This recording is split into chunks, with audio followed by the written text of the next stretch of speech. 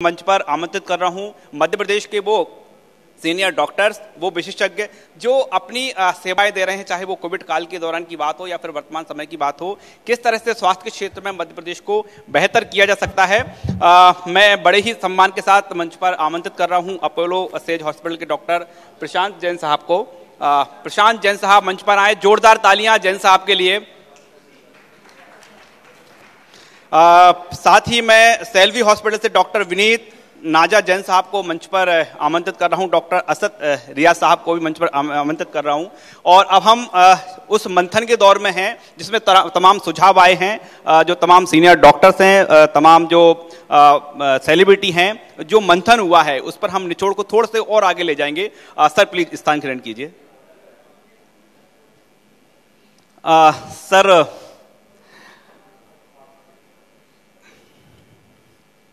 Sir, हमने बहुत मंथन किया है, हर बार इंदौर की शुरुआत हुई है। हमने सुना है आप भोपाल आ रहे हैं।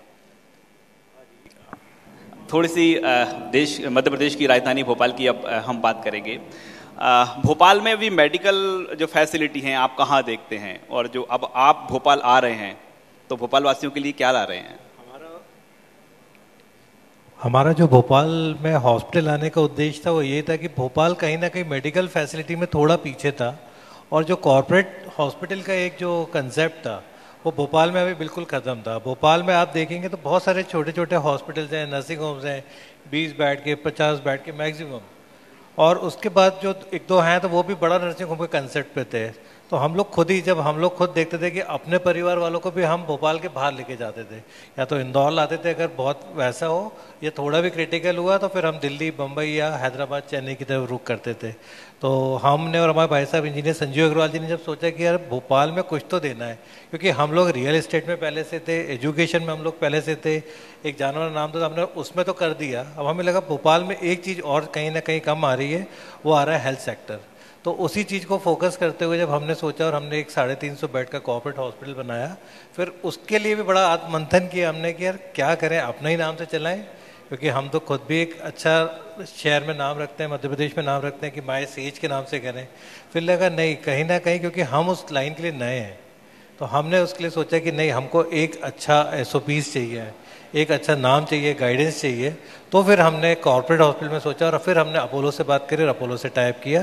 तो अब हम बहुत जल्दी दिवाली के जस्ट बाद भोपाल को एक चिकित्सा में एक अच्छी सौगात देने जा रहे हैं। भोपाल के लिए भी एक बड़ी सौगात है। सर, अक्सर जब नए हॉस्पिटल आते हैं, खासतौर पर जब ब्रांड बड़ा हो, नाम बड़ा हो, तो एक धारणा बन जाती है कि नहीं, बहुत महंगा होगा, आम व्यक्ति से पहुंच से दूर होगा यहाँ की जो मेडिकल फैसिलिटी हैं। आप के जो हॉस्पिटल में हैं, हम उस आम व्यक्ति की बात करेंगे जिसका जेब बहुत कमज़ोर होती है, बहुत खाली होती है, और जो बीमारी होती है तो अस्पताल के नाम से डर लगता है, उसके लिए क्या फैसिलिटी रहेगी? नहीं, जैसा कि अभी मालवी भाभी भी बोल रहे थे, मैं उनको सुन रहा था कि अब हेल्थ इंश्योरेंस सेक्टर और जो मोदी जी ने जो आयुष्मान भारत योजना भी स्टार्ट करी है, और अभी हम देख रहे हैं कि देश में बहुत अवेयरनेस आ गई है, हर आदमी अब इंश्योरेंस पे जा रहा है। तो इंश्योरेंस के रहते अब कोई मेडिकल सुविधा बहुत महंगी रही नहीं है, क्योंकि हम अब छोटी से छोटी चीज़ में भी देखते हैं, हर चीज़ क्वालिटी पे फोकस करती है। आप चाहे वो एजुकेशन में देखें, चाहे रियल एस्टेट में देखें, चाहे कोई भी आप बिजनेस देखिए, स्टार्टअप देखिए, हर चीज़ में, क्योंकि अब नई नई जो टेक्नोलॉजीज आ गई हैं वो कहीं ना कहीं चीज़ों को और महंगा तो नहीं कर रहे हैं, सस्ता ही इनफैक्ट कर रहे हैं, जो मुझे लग रहा है। और जो खर्चा आप बाहर जाके देख रहे हैं, अपन मेट्रो सिटीज़ में देते हैं, वहाँ रहने का, खाने का, हर चीज़ के जो खर्चे और मल्टीफोल्ड हो जाते हैं, वो कम से कम यहाँ आपके पूरे बच जाएंगे। तो आप बिल्कुल निश्चिंत रहिए, क्योंकि हमने जो खोला है वो पैसे के लिए नहीं खोला हॉस्पिटल सिर्फ भोपाल और मध्य प्रदेश को एक सौगात देने के लिए चिकित्सा क्षेत्र। भोपाल उम्मीद भी यही करता है कि मेडिकल फैसिलिटी मिले, कम से कम दाम में मिले, बेहतर सुविधाएं मिले। बस अब उसी का सब देख रहे हैं। तो हमारे पास दबाव बहुत बढ़ गया है, जैसे आप बोलते हैं ना कि दबाव अब इतना ज़्यादा हो गया है कि सब अब यही सोच रहे हैं, तो अब हमें अच्छा करने के लिए और कटिबद्ध होना पड़ रहा है। इसीलिए हम बहुत फूक के कदम रख रहे हैं और बिल्कुल भी जल्दीबाजी नहीं कर रहे उसको चालू करने की, कि एक साथ जब सारी चीज़ें पूरी व्यवस्थित एक अच्छे सुचारू रूप से हो जाएंगी तब हम उसको स्टार्ट करेंगे। और अब हमें लग रहा है कि हम बिल्कुल दिवाली के बाद भोपाल में एक नया मेडिकल हब ले ही आएंगे। डॉक्टर जैन, हम जो बात कर रहे थे, मेडिकल सुविधाएं हैं, मेडिकल फैसिलिटी महंगी होती हैं, लगती हैं, लेकिन जो तमाम गवर्नमेंट की योजनाएं हैं, जो इंश्योरेंस भी जिस तरह से निकल कर सामने आया, मेडिकल इंश्योरेंस, आपको लग रहा है कि उस व्यक्ति का पहुंच चुका है जहां तक जरूरत थी, लोग इसका फायदा ले रहे हैं, बेनिफिट्स ले रहे हैं इसका? अवेयरनेस तो डेफिनेटली बढ़ रही है, और सूनर और लेटर जो हेल्थ सिस्टम है जी, वो गवर्नमेंट के हाथ से निकलकर प्राइवेटाइजेशन की तरफ ही जाना है, क्योंकि गवर्नमेंट इतनी ज़्यादा पॉपुलेशन को ठीक से केयर नहीं दे सकती है।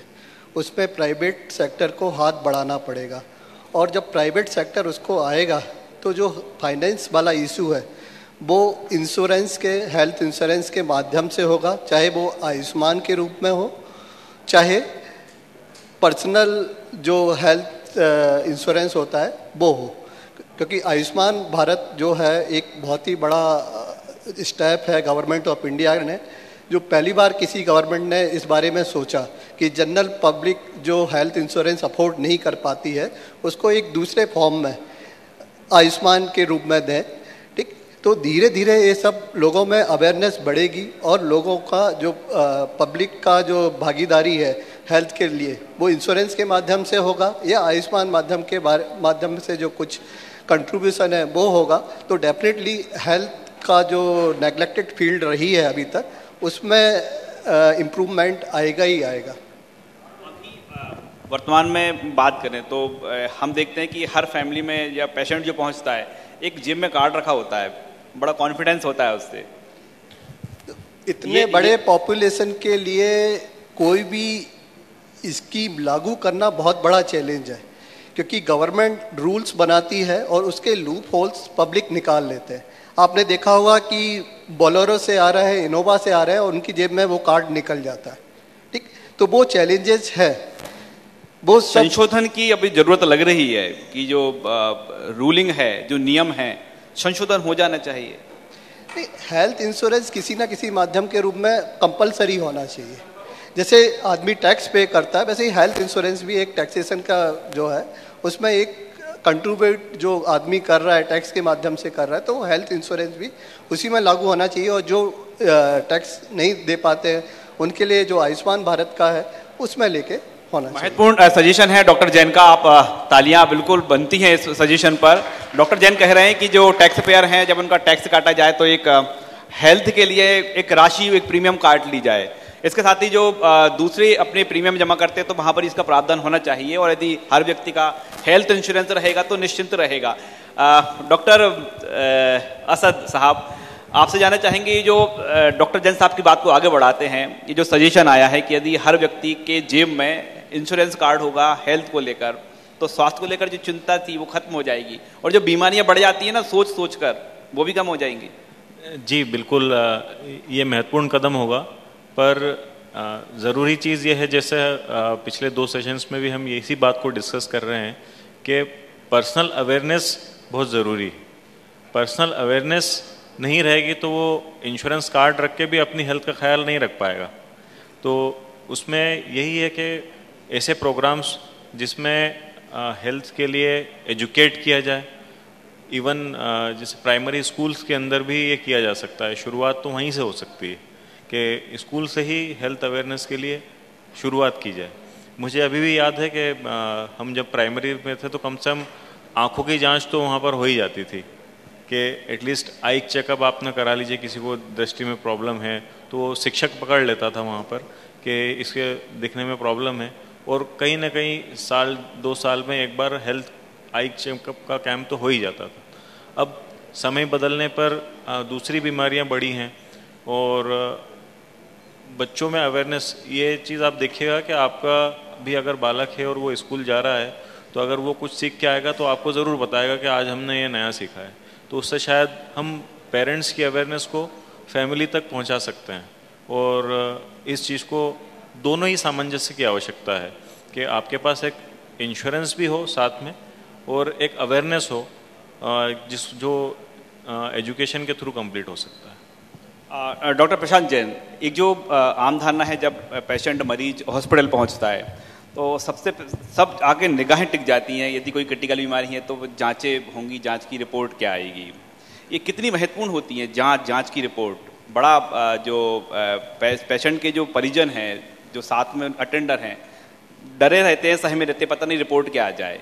तो कई बार ये होता है कि 2 से 3 दिन का समय लग जाता है। आप जो नया हॉस्पिटल शुरू करने जा रहे हैं वहाँ पर कुछ एडवांस टेक्नोलॉजी ला रहे हैं कि जांच जो है जल्द हो जाए?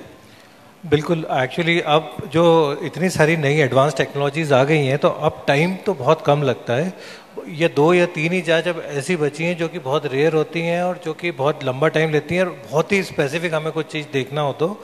और एंजाइटी तो सबको रहती है, इनफैक्ट पेशेंट से ज़्यादा डॉक्टर को रहती है कि पेशेंट के परिजन तो परेशान होते ही होते हैं, डॉक्टर को भी रहता है कि अगर डायग्नोसिस हो जाए टाइम पे तो वो उसका बहुत अच्छे से ट्रीटमेंट कर पाए।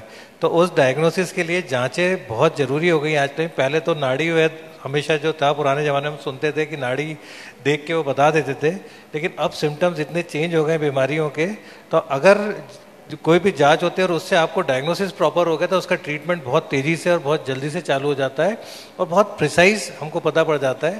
पहले तो बहुत सोच के कि यार है तो 4 बीमारी की दवाई एक मिक्स करके दे दें, अब ऐसा नहीं है। अब अगर बहुत सुपर स्पेशलिटी हो गई, आप देखते हैं आज के टाइम में कोई भी जनरल फिजिशियन के पास जाना पसंद नहीं करता है।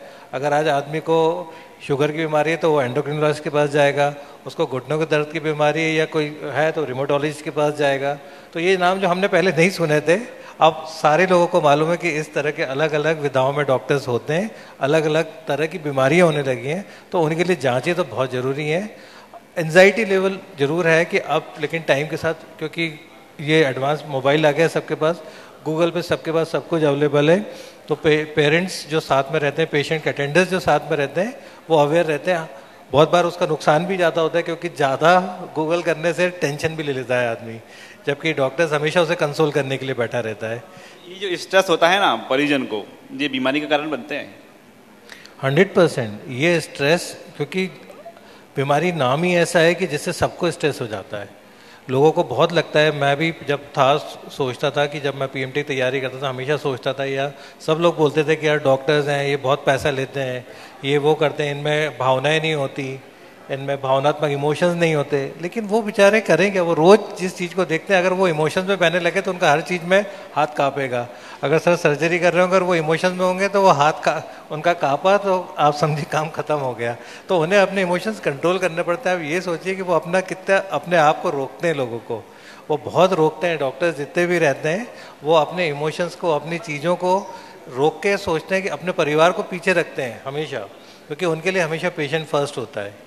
डॉक्टर विनीत, पेशेंट उनके परिजन को एक तसल्ली दे देना, एक जो अलग तरह की थेरेपी होती है कि डॉक्टर और पेशेंट और उनके परिजन की एक हेल्दी चर्चा हो जाए। पेशेंट यही चाहता है कि बस बीमारी का थोड़ा सा विस्तार से बता दें कैसी बीमारी है, और ऐसे डॉक्टर इसको मेंटेन भी करते हैं तो बड़ी तसल्ली हो जाती है मरीज को। आप अपने हॉस्पिटल में ये नई थेरेपी है, नहीं तो नहीं कहा जाएगा इसको, ये जो अनोखी थेरेपी है, रिलेशनशिप की थेरेपी है, आप कैसे मेंटेन करते हैं इसे? संवाद बहुत ज़रूरी है, किसी भी क्षेत्र में हो, किसी भी विधा में हो। और जो हेल्थ सेक्टर है वो विश्वास पे रहता है। अगर विश्वास है डॉक्टर और पेशेंट के बीच में है, जो कि पेशेंट के लिए एक सहायक की तरह काम करता है। कई बार डॉक्टर सीधे आंसर नहीं दे पाते हैं तो उनके जो सहायक डॉक्टर हैं वो पेशेंट की जो शंकाएँ हैं, जो उनके और डिटेल में जो जानना चाहते हैं उसके बारे में हेल्प करते हैं। तो हमारे हॉस्पिटल में सभी डॉक्टर्स के पास में पर्सनल असिस्टेंट डॉक्टर्स होते हैं, जो पेशेंट की फ़ोन मोबाइल पे जो जानकारी है या सर्जरी से रिलेटेड कुछ बाद में कुछ उन्हें जानकारी चाहिए तो वो उपलब्ध डिटेल में कराते रहते हैं। डॉक्टर असद, इसके लिए तो अब बाकायदा हॉस्पिटल में एक अलग से स्टाफ भी होता है जी। बेसिक वर्क क्या है उसका? जी देखिए, काउंसलिंग जो है वो बहुत महत्वपूर्ण माध्यम है कि वो मरीज़ के साथ किया जाए। कोई भी पेशेंट अगर कोई भी डॉक्टर या हॉस्पिटल के पास आता है तो एक मौखिक कंसेंट तो होता ही है कि उसे एक विश्वास है कि मैं जिस डॉक्टर के पास जा रहा हूँ उनसे हमें हमारी बीमारी का निराकरण मिलेगा। पर जैसे सर ने बताया कि आजकल बीमारियों में जटिलताएं हैं, जटिलताओं के लिए जानने के लिए जांचें आवश्यक हैं, और जांचों में क्या रिपोर्ट आई है उसको समझाने के लिए भी पेशेंट्स को सेशंस देना पड़ते हैं। तो डेफिनेटली काउंसलिंग एक बहुत महत्वपूर्ण स्टेप है जो हर स्टेप पे, मतलब इनफैक्ट मरीज को देखने के दौरान, उनकी जांचों के रिपोर्ट डिस्कस करने के दौरान, और जब उनको दवाइयाँ प्रोवाइड की जाती हैं और भर्ती करके इलाज किया जाता है, इन सभी स्तर पे काउंसलिंग और संवाद की आवश्यकता है, और जो बखूबी रूप से मुझे लगता है कि डॉक्टर्स कर रहे हैं। बहुत बहुत शुक्रिया हमसे महत्वपूर्ण चर्चा करने के लिए। और मध्य प्रदेश में जो हेल्थ सेक्टर में नए आयाम तो गढ़े जा रहे हैं, साथ में नई हॉस्पिटल भी आ रही हैं। डॉक्टर्स बता रहे हैं कि कितना ज़रूरी होता है डॉक्टर और जो मरीज है, जो पेशेंट है, उसके परिजन, उनके बीच संवाद। हमसे बहुत बहुत शुक्रिया चर्चा करने के लिए।